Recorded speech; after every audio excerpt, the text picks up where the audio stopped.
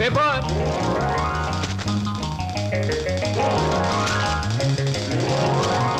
పంతులు గారు పేపరు. అమ్మయ్యా. Paper boy. నన్నే? అవును నిన్నే. నా పేరు పేపర్ బాయ్ కాదండి, వీర వెంకట విజయ శ్రీనివాస్ వరప్రసాద్.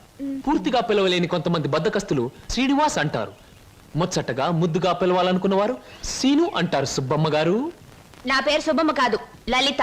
ఓహో, మరి మిమ్మల్ని ముద్దుగా విని పిలుస్తారు లల్లి అనా? పిల్లి అని. నీకెందుకు? పేరు లలితంగా ఉంది, పర్సనాలిటీ లలిత లావణ్యంగా ఉంది. ఏమిటి వెటకారంగా ఉందా? అసలు పేపర్ అలా రాయి విసినట్టు విసడం ఏమిటి? చేతికి వచ్చుగా. ఇవ్వచ్చు అనుకోండి, ప్రతి వాళ్ళ చేతికి ఇస్తూ పోతే కొంతమందికి వాళ్ళ ఉదయం పేపర్ రేపు సాయంత్రానికి, రేపు సాయంత్రం పేపర్ ఎల్లుండి అని అందుతుంది. అందుకని కొన్ని విసరాలి, కొన్ని ఎగరేయాలి, కొన్ని చేతికి ఇవ్వాలి. నేను ఎంత గట్టిగా విసిరినా పడే వాళ్ళ చేతిలో అది పువ్వులా పడటం మన టాలెంట్. చాలండి, మీరు వెళ్ళొచ్చు. చూడండి, ఆ పేపర్ లో పేజ్ నంబర్ 4 కాలం నంబర్ 3 లో ఆడవాళ్ళకు పనికొచ్చే ఉద్యోగాల ప్రకటన ఉంది. నేను ఉద్యోగం కోసం ప్రయత్నిస్తున్నట్టు ఇతనికి ఎలా తెలుసు? ఏమేం మరదలా, ఆ పేపరు నీకు ముందే తెలుసా? ఏంటే రోడ్డు మీద పరాగడితో పరాసుకెళ్ళటే చెప్పా. పరాయివాడు కాదు, అతను నా బాయ్ ఫ్రెండ్. ఏటే బాయ్ ఫ్రెండా? చెట్టంత బావగారిని, నీ ఎక్కకు మొగుణ్ణి, నేనుండగా ఆడేవాడే బాయ్ ఫ్రెండ్. బాయ్ ఫ్రెండ్ అయినా, మ్యాన్ ఫ్రెండ్ అయినా, ఫ్రెండ్ ఫ్రెండ్ అయినా అని నేనే. ఇదిగో, రోజు రోజుకి నువ్వు హద్దు మీరుతున్నావు, జాగ్రత్త. ఆహా, నన్ను జాగ్రత్త అన్నది గొప్పదాని అయిపోయావా? చూడవే, నీ చెల్లెలు నన్నే పట్టుపట్లాడించేస్తుంది. మంచి గొడ్డుకో దెబ్బ, మంచి మనిషికో మాట అన్నారు. మాటతో మారటానికి నువ్వు మనిషివి కాదు, 4 బాదడానికి గొడ్డువి కాదు. తొందరగా బయలుదేరు, నీకు ఇంటర్వ్యూకి టైం అవుతుంది. ఈసారైనా ఉద్యోగం వస్తే ఆ 7 కొండల వాడి దగ్గరికి నడిచొస్తానని మొక్కుకున్నాను.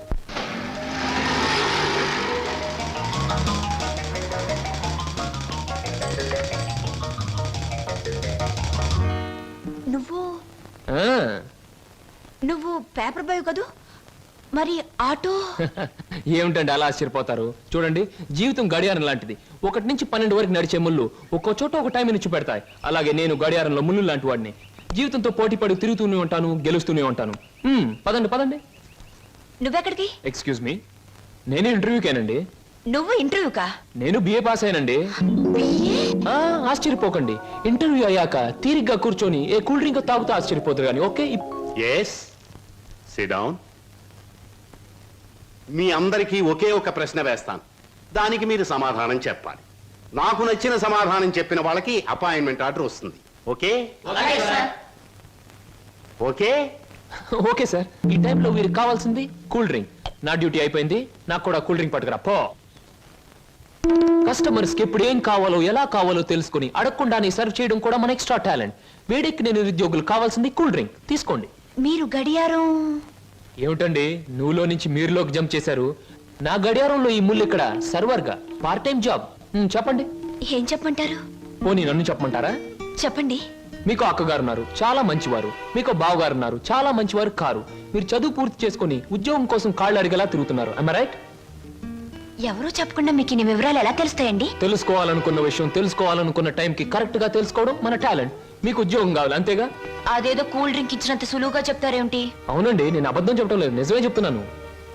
ఎస్, మీరు నిజంగానే ఉద్యోగం చేయాలనుకుంటే ఇదిగో నా విజిటింగ్ కార్డ్. ఇదేమిటి? ఇది విజిటింగ్ కార్డా? విజిటింగ్ కార్డ్ ఎలా ఉన్నది అన్నది కాదు ప్రశ్న, అసలు అక్కడ ఉద్యోగం ఉన్నదా లేదా అన్నది ఆన్సర్. మీరు కరెక్ట్ గా 6 గంటలు అక్కడ రండి. If you want cool drink తీసుకోండి, బిల్ నేను పే చేస్తాను.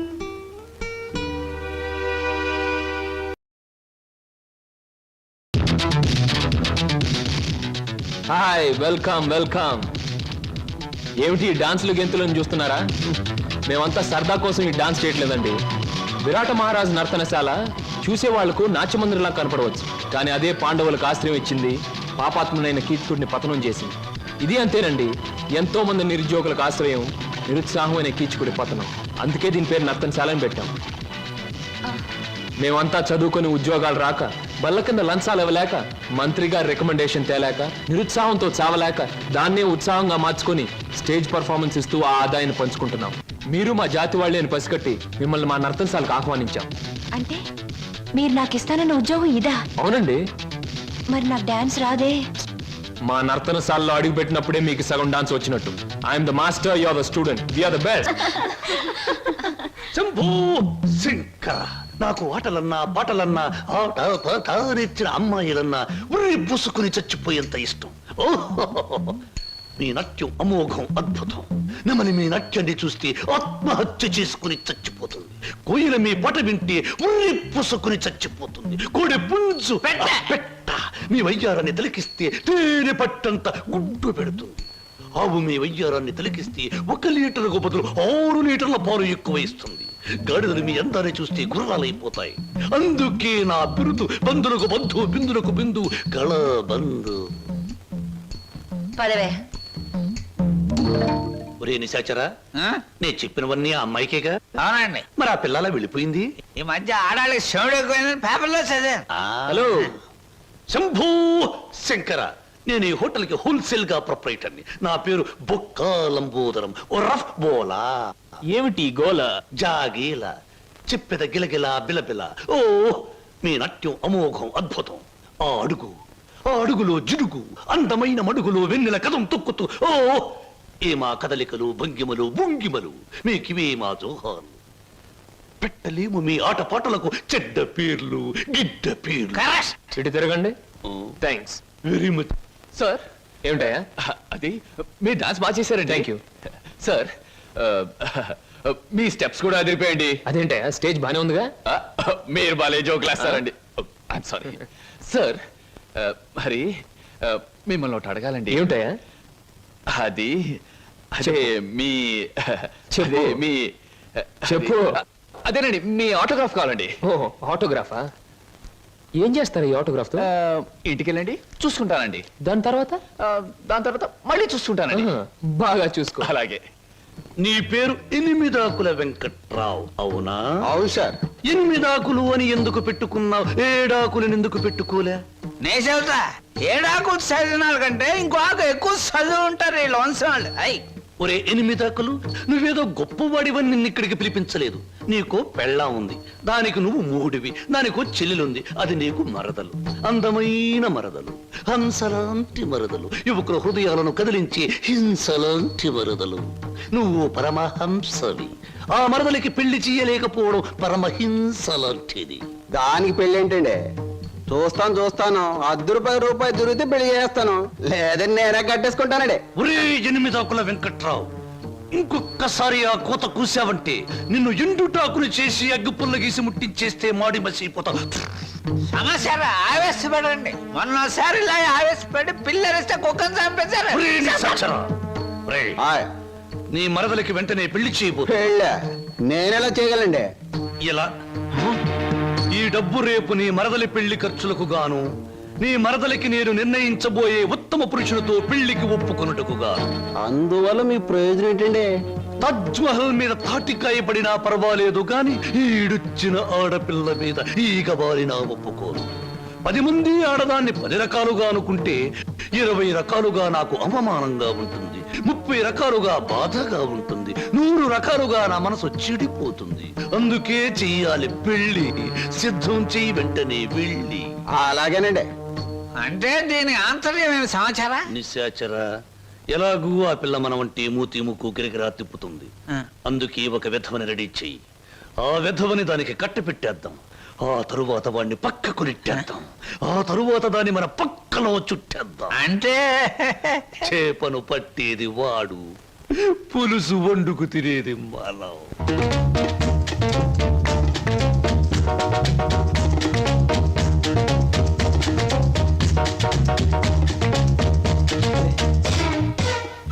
ఏమిటండి, ఇవాళ నుంచి కొత్త పాట ప్రాక్టీస్ చేద్దాం అనుకున్నాం, గుర్తులేదా? ఏమిటి ఆలస్యంగా వచ్చారు? Any problem? అవును, ఏమిటా ప్రాబ్లం? మనసు ప్రాబ్లం. అమ్మో, అయితే కొద్ది కష్టమే, అయినా చెప్పండి, ప్రయత్నిస్తాను.